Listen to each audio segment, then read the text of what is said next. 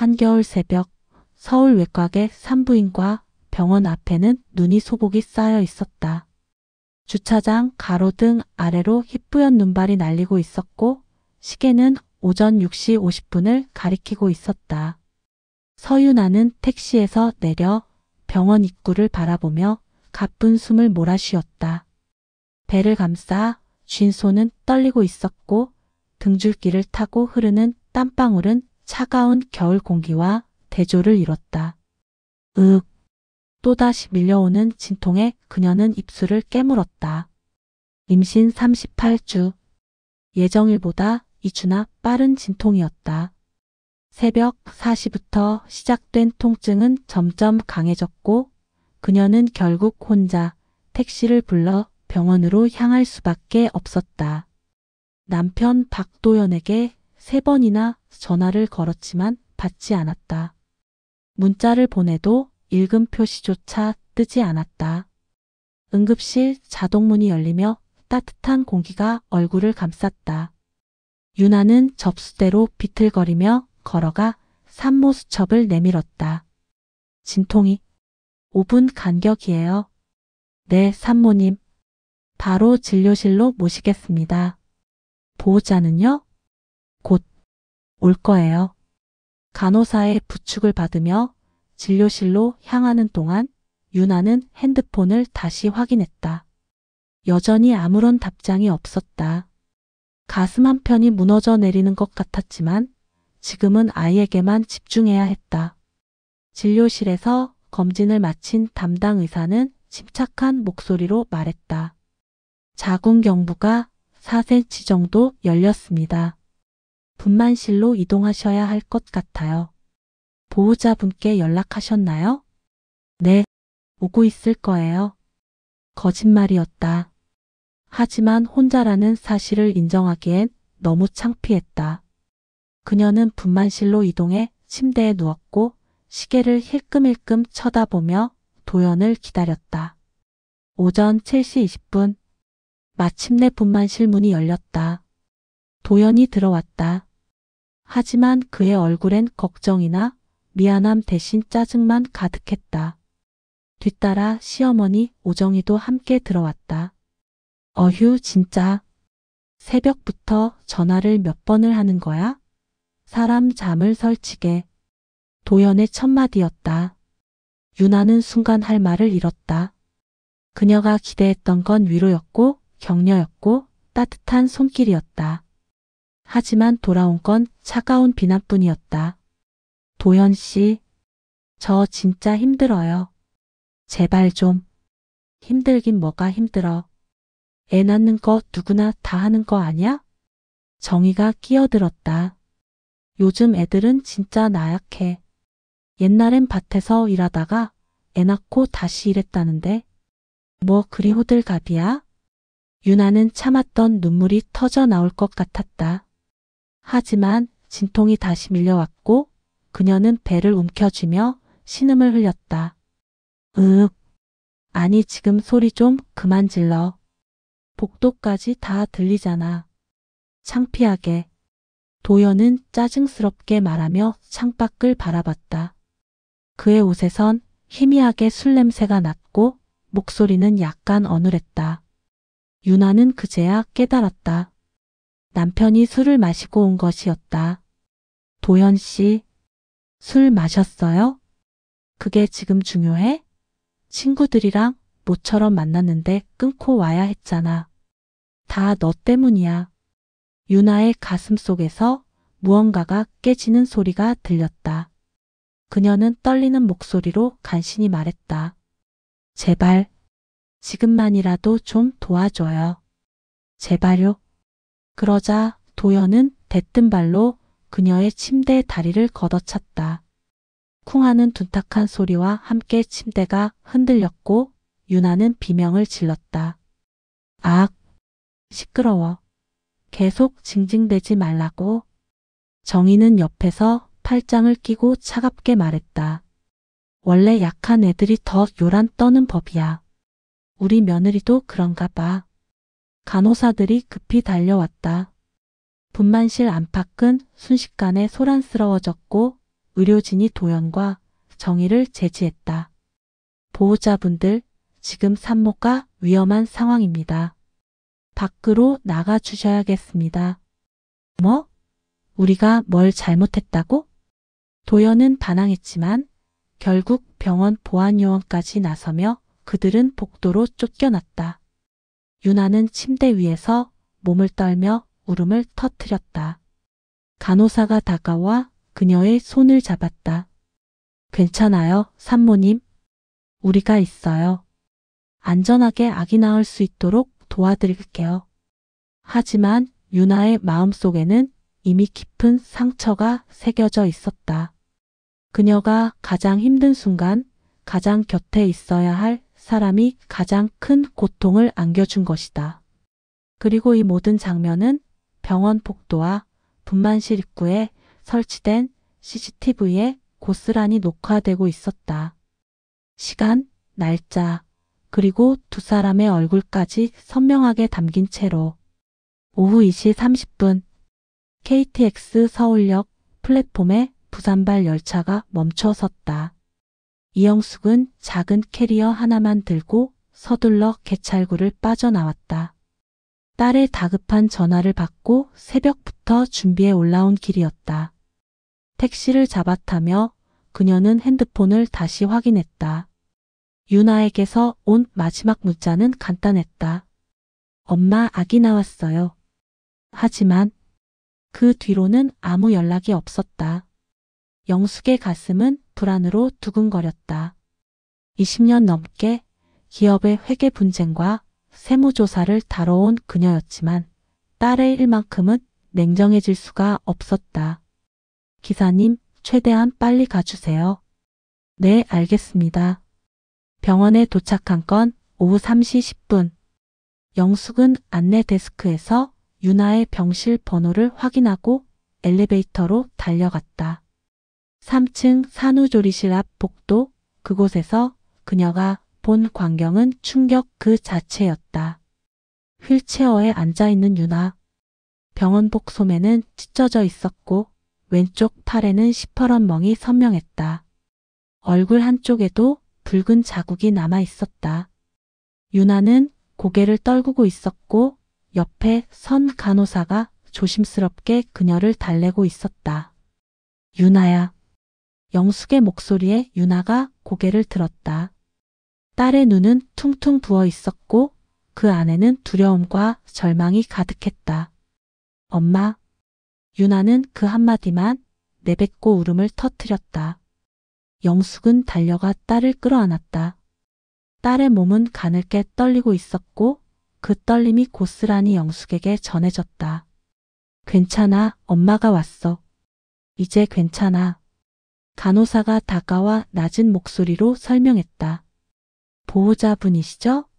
산모가 오전에 심한 스트레스를 받았습니다. 조기 진통이 시작됐고 결국 응급 제왕 절개를 진행했어요.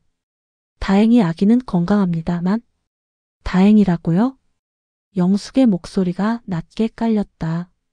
그녀는 딸의 팔에 난 멍을 가만히 쓰다듬었다. 이게 어디서 난 겁니까? 간호사는 입술을 깨물며 난처한 표정을 지었다. 그건 제가 직접 말씀드리기 어렵습니다. 다만 오전에 있었던 일은 병원 측에서도 심각하게 보고 있습니다. 영숙은 더 이상 묻지 않았다. 대신 유나의 손을 꼭 잡고 병실로 향했다. 병실 안 신생아실에서 막 데려온 아기가 작은 요람에 누워 있었다. 건강하게 태어난 손자 지민. 영숙은 아기를 내려다보며 복잡한 감정에 휩싸였다. 기쁨과 분노, 안도와 불안, 그 모든 감정이 한꺼번에 밀려왔다. 유나야, 무슨 일이 있었는지 천천히 말해줄래? 유나는 한참을 침묵하다가 떨리는 목소리로 말을 시작했다. 새벽에 진통이 왔어요. 도연 씨한테 전화했는데 안 받았어요. 3번이나 걸었는데 문자도 안 읽더라고요. 영숙은 주먹을 쥐었다. 그래서 혼자 택시 타고 병원 왔어요. 그런데 1시간 넘게 기다렸는데도 안 오는 거예요. 나중에 왔을 때는 술 마시고 온 거였어요. 뭐? 말투가 이상했어요. 비틀거리기도 했고, 그런데 제가 힘들다고 하니까 짜증을 내는 거예요. 왜 새벽에 전화해서 귀찮게 하냐고, 애 낳는 게 뭐가 대수냐고. 유나의 목소리는 점점 떨렸다. 시어머니도 같이 왔는데 둘이서 계속 저한테 화를 냈어요. 제가 너무 약하다고, 요즘 애들은 다 이렇게 호들갑이냐고. 그래서 어떻게 됐어? 제가 제발 좀 도와달라고 했어요. 그런데 도연 씨가 갑자기 침대를 발로 찼어요. 그리고 유나는 말을 잇지 못하고 고개를 떨궜다. 그리고 뭐? 시어머니가 제 머리채를 잡았어요. 정신 차려라면서. 엄마, 저 정말 무서웠어요. 아기가 어떻게 될까봐. 영숙은 딸을 꼭 안았다. 그리고 천천히 심호흡을 했다. 지금 당장 박도연과 오정희를 찾아가 따져 묻고 싶었지만 그것보다 중요한 건 딸과 손주의 안전이었다. 유나야, 엄마 말 잘 들어.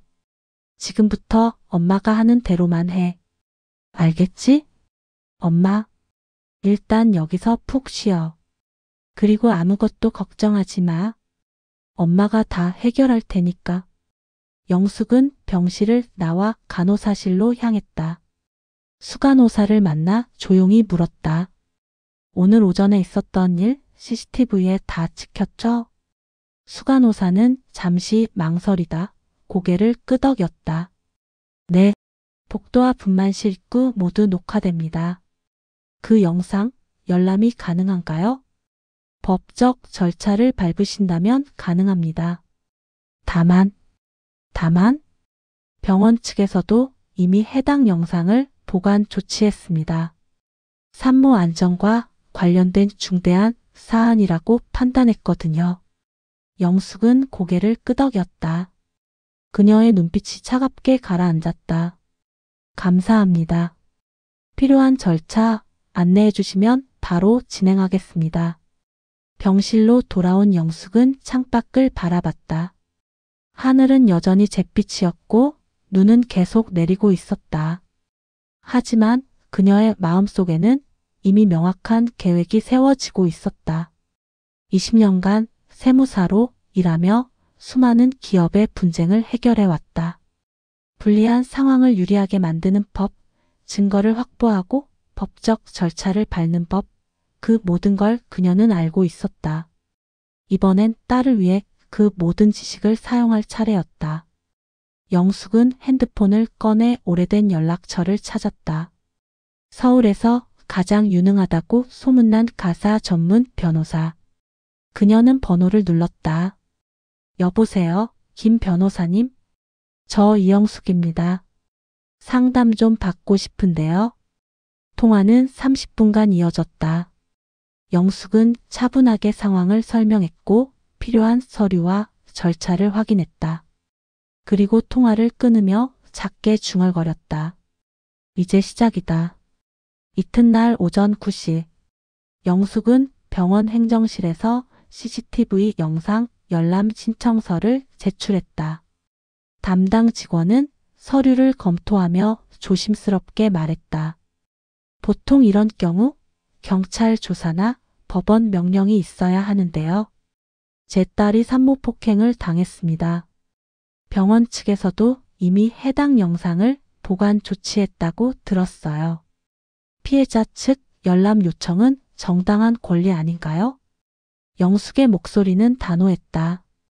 20년간 기업 분쟁을 다루며 익힌 협상 기술이 발휘되는 순간이었다. 직원은 잠시 망설이다 상급자에게 보고했고 30분 후 영상 열람이 허가되었다. 모니터 앞에 앉은 영숙은 재생 버튼을 눌렀다. 화면에는 어제 오전 7시 20분부터의 영상이 재생되기 시작했다. 복도를 비틀거리며 걸어오는 박도현. 그의 걸음걸이는 명백히 술에 취한 사람의 것이었다. 뒤따라오는 오정혜. 두 사람은 분만실 앞에서 잠시 대화를 나누다 안으로 들어갔다. 그리고 5분 후 분만실 내부를 비추는 카메라 영상. 도연이 침대에 다리를 발로 차는 장면이 선명하게 담겨 있었다. 정희가 유나의 어깨를 거칠게 잡는 모습도 보였다. 유나의 비명 소리는 음성 녹음까지 함께 저장되어 있었다. 영숙은 주먹을 불끈 쥐었다. 화면 속 딸의 고통스러운 얼굴을 보는 건 견디기 힘들었다. 하지만 그녀는 감정을 억누르고 영상을 끝까지 시청했다. 그리고 USB에 복사본을 저장했다. 이 정도면 충분해. 병원을 나온 영숙은 곧바로 서울 서초동의 한 법률사무소로 향했다. 30층 건물 24층에 위치한 정한 법률사무소. 가사소송 전문으로 유명한 곳이었다. 김정한 변호사는 50대 중반의 베테랑이었다. 그는 영숙을 맞으며 악수를 건넸다. 어서 오세요. 전화로 대략 상황은 들었습니다. 영상부터 보시죠. 영숙은 노트북을 열어 CCTV 영상을 재생했다. 김 변호사는 영상을 보며 표정이 점점 굳어갔다. 5분짜리 영상이 끝나자 그는 안경을 벗으며 한숨을 내쉬었다. 이건 명백한 중범죄입니다. 산모폭행은 형법상 특수폭행에 해당할 수 있어요. 게다가 영상 증거까지 이렇게 명확하다면 어떻게 진행하면 될까요? 일단 3가지를 동시에 진행해야 합니다. 김 변호사는 메모지를 꺼내 적기 시작했다. 첫째, 형사고발. 폭행죄와 상해죄로 고소장을 접수합니다. 둘째, 민사소송. 위자료 청구 소송을 제기하고요. 셋째, 가처분 신청. 접근 금지 명령을 받아야 합니다. 산모와 신생아 보호가 최우선이니까요. 위자료는 얼마 정도 청구할 수 있을까요? 이 정도 사안이라면 1억에서 2억 사이도 가능합니다. 다만 현실적으로 법원이 인정하는 금액은 1억 5천만 원으로 청구하세요. 영숙의 목소리는 확고했다. 그리고 양육권 문제도 같이 다뤄야 합니다. 저 사람이 아이에게 접근하지 못하게 해야 해요. 김 변호사는 고개를 끄덕였다. 양육권 제한 청구도 함께 넣겠습니다. 이 영상이면 충분히 가능합니다. 일단 오늘 바로 고소장 작성 들어가겠습니다. 그날 오후 서울중앙지방검찰청에 형사 고발장이 접수되었다. 동시에 서울가정법원에는 위자료 청구 소송과 접근금지 가처분 신청이 제출되었다. 영숙은 한 가지 더 준비했다. 언론사 제보였다. 그녀는 오래전부터 알고 지내던 사회부 기자에게 연락했다. 30대 중반의 여성 기자 최민지. 여성인권과 가정폭력 이슈를 집중적으로 다루는 기자였다. 선배님, 오랜만이에요. 민지 씨, 급한 건이 있어서 연락했어요. 취재에 관심 있으시겠어요? 무슨 건인데요? 산모폭행 사건. 증거 영상도 있어요. 전화 너머로 잠시 침묵이 흘렀다. 그리고 민지의 목소리가 진지하게 돌아왔다. 지금 어디 계세요? 바로 만나 뵙고 싶습니다. 2시간 후 강남의 한 카페에서 만난 두 사람. 영숙은 노트북으로 영상의 일부를 보여주었다. 민지는 영상을 보며 얼굴을 찡그렸다. 이건 정말 심각한 사안이네요. 기사화 가능한가요? 당연하죠. 하지만 피해자 보호를 위해 신원은 익명 처리하겠습니다. 그리고 가해자 측 실명 공개는 법적 검토가 필요해요. 알겠어요. 다만 한 가지만 부탁드릴게요. 말씀하세요. 최대한 빨리 보도해 주세요. 저 사람들이 증거를 인멸하거나 도망가기 전에요. 민지는 고개를 끄덕이며 녹음기를 꺼냈다. 정식 인터뷰 진행하겠습니다. 딸분께도 동의를 구하고요. 이틀 후 주요 일간지와 포털 사이트 메인에 기사가 올라왔다. 산모 폭행 사건, 충격적인 CCTV 영상 공개. 출산 중인 아내에게 폭력. 남편과 시어머니 고소. 기사는 3시간에 퍼졌다. 조회수는 몇 시간 만에 수십만을 넘어섰고 댓글창은 분노로 들끓었다. 이게 사람이야? 짐승도 이러진 않는다. 저런 놈이 아빠 자격이 있나? 시어머니도 공범이네. 둘 다 처벌받아야 함. 법이 제대로 처벌 안 하면 국민이 가만 안 있을 거다. 영상 일부가 모자이크 처리되어 공개되자 반응은 더욱 폭발적이었다. SNS에서는 해시태그 운동이 시작됐다. 그날 저녁 박도연의 아버지 박노식의 핸드폰은 불이 났다. 건설사 대표인 그에게 협력 업체들의 전화가 쏟아졌다. 노식 형님, 이거 큰일 났어요. 뉴스 보셨어요? 우리 회사 이미지 생각해서라도 이번 프로젝트는 다시 검토해야 할 것 같습니다. 계약 진행하기 좀 그런데 여론이 너무 안 좋아서요. 노식은 핸드폰을 내려놓고 머리를 감쌌다. 수백억 규모의 신도시 개발 사업이 무산될 위기였다. 그는 급히 아들 도연에게 전화를 걸었다. 당장 집으로 와. 지금 무슨 일이 벌어지고 있는지 알기나 하냐? 하지만 도연의 전화는 꺼져 있었다. 한편 영숙은 병원 병실에서 유나와 함께 뉴스를 보고 있었다. 유나는 불안한 표정으로 물었다. 엄마, 이렇게까지 해도 괜찮을까요?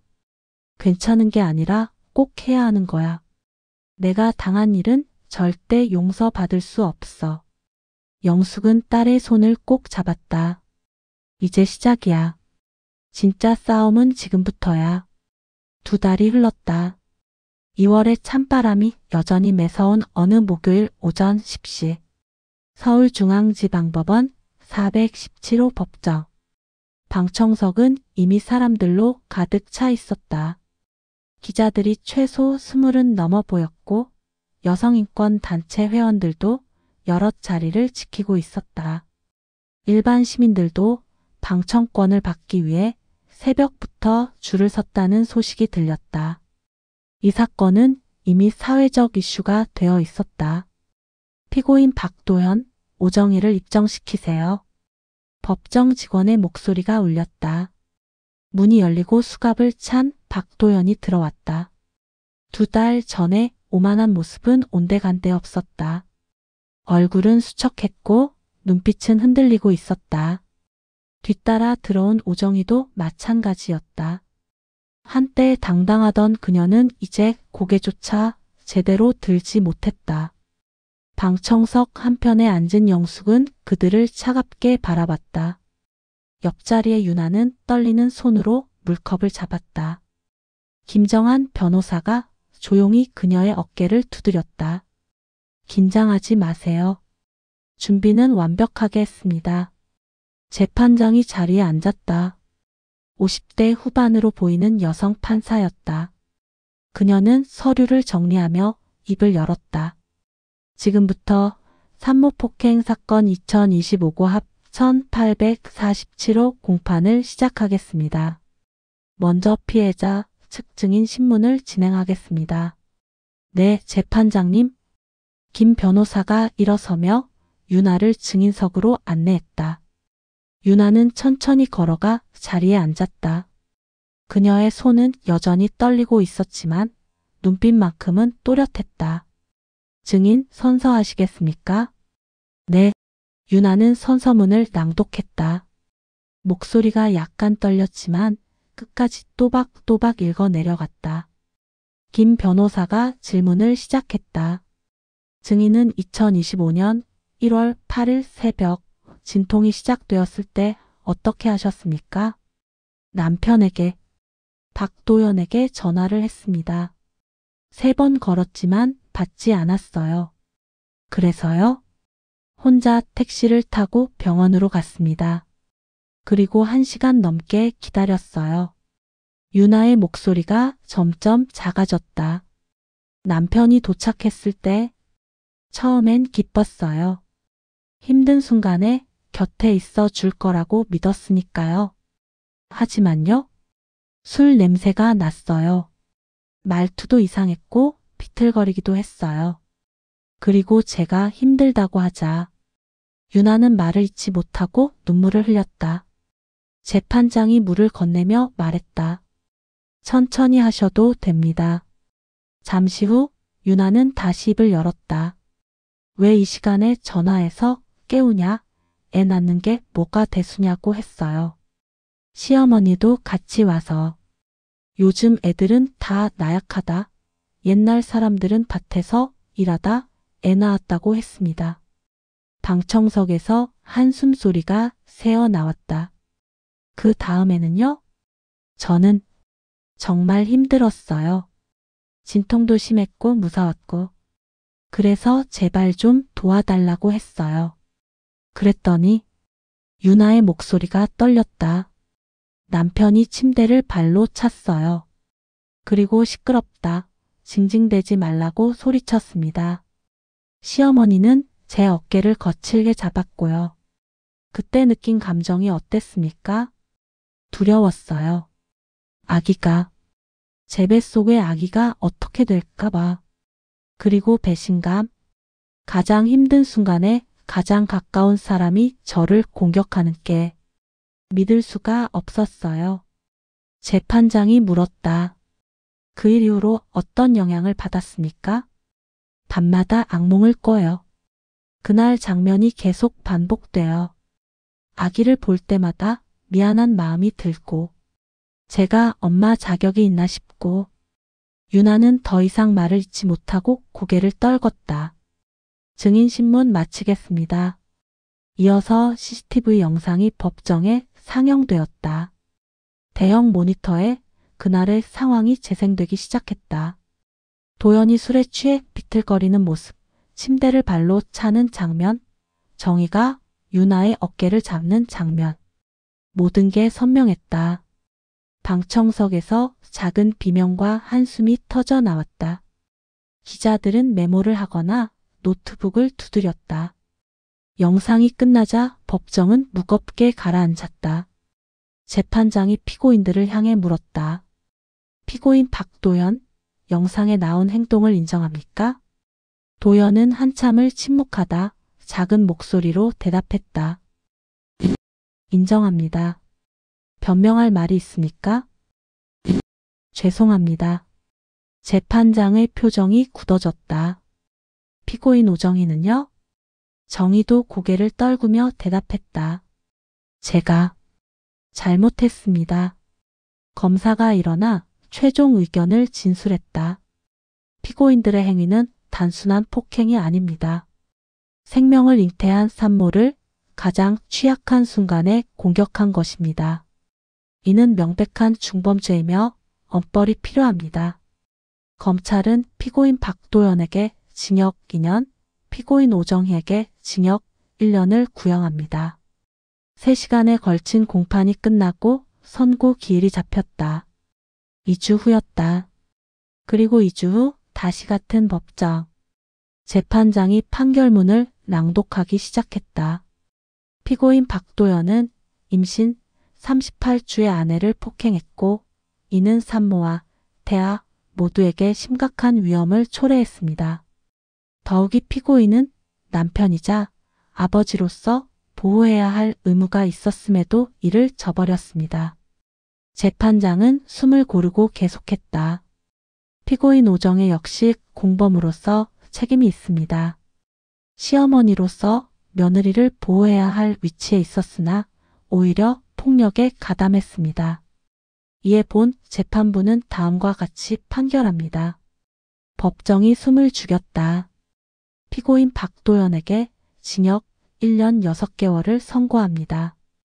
피해자에게 위자료 5천만 원을 지급하고 피해자 및 자녀에 대한 접근 금지 3년을 명령합니다. 피고인 오정희에게는 벌금 1천만 원과 접근 금지 2년을 명령합니다. 방청석에서 박수가 터져 나왔다. 재판장이 망치를 두드렸다. 정숙. 윤아는 영숙의 손을 꼭 잡았다. 두 사람은 말없이 눈물을 흘렸다. 그것은 슬픔이 아니라 안도의 눈물이었다. 법정을 나서며 영숙은 하늘을 올려다봤다. 2월의 차가운 하늘이었지만 어딘가 따뜻하게 느껴졌다.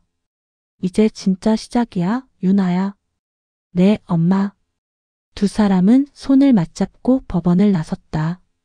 앞으로 가야 할 길은 아직 멀었지만 적어도 정의는 그들 편이었다. 1년 후 봄.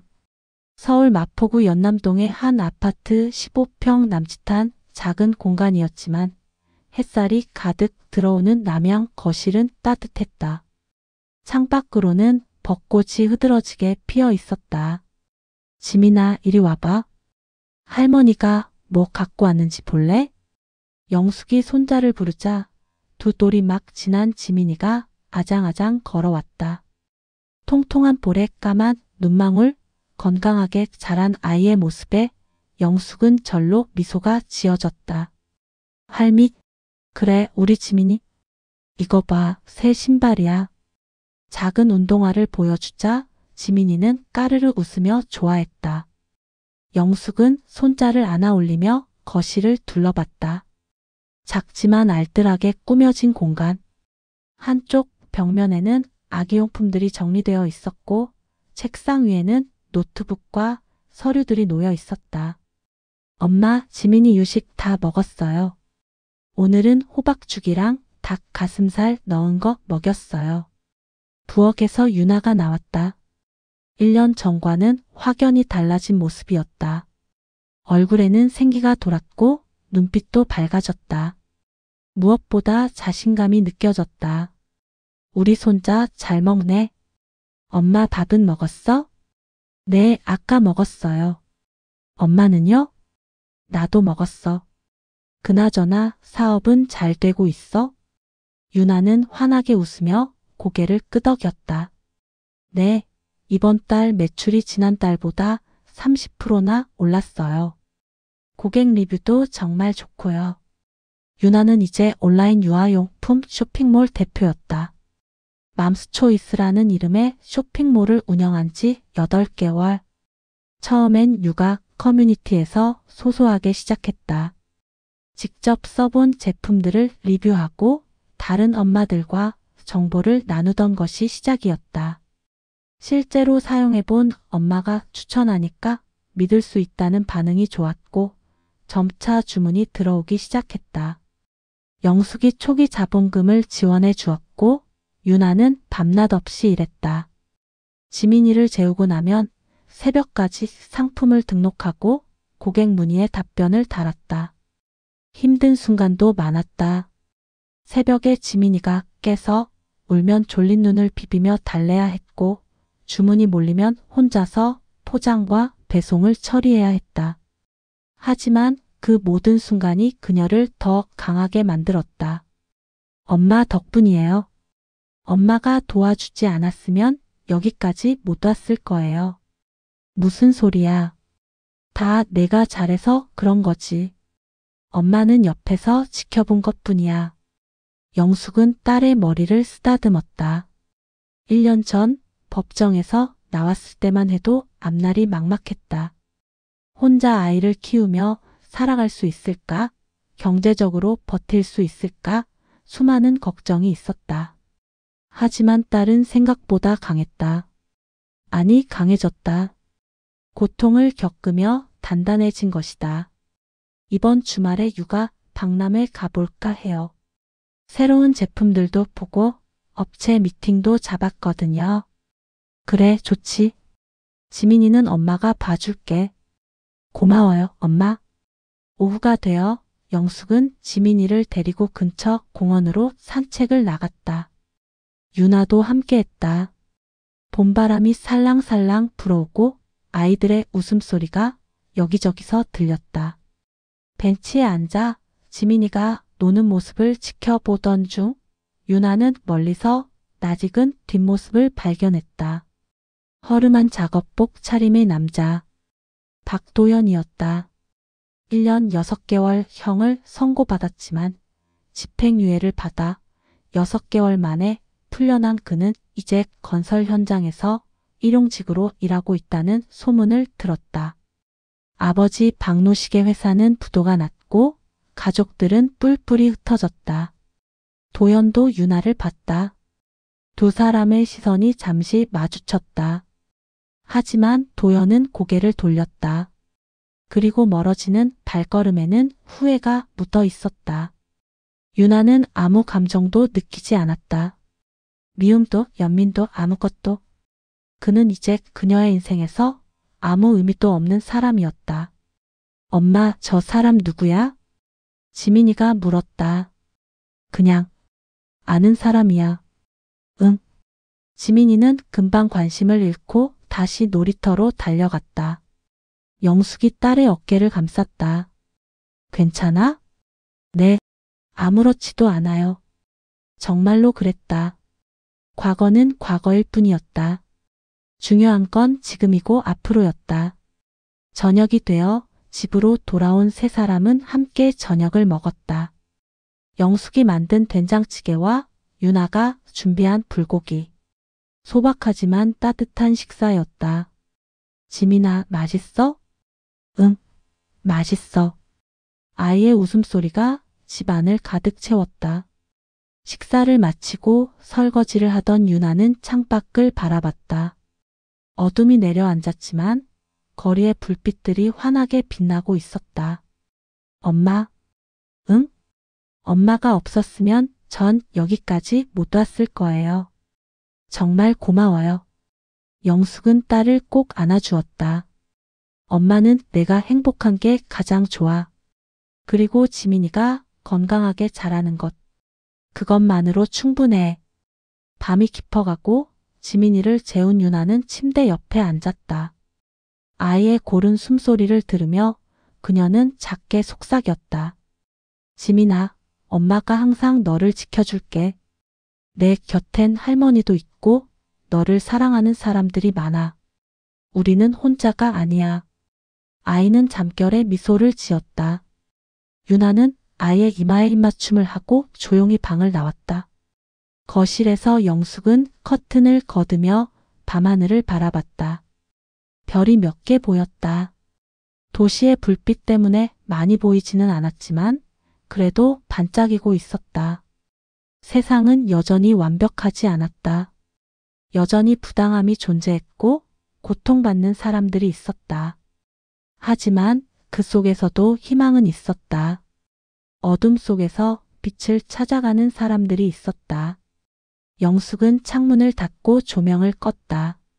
그리고 딸의 방을 향해 걸어가며 생각했다. 우리는 해냈어. 그리고 앞으로도 해낼 거야. 작은 아파트 안에서 세 사람은 편안하게 잠들었다.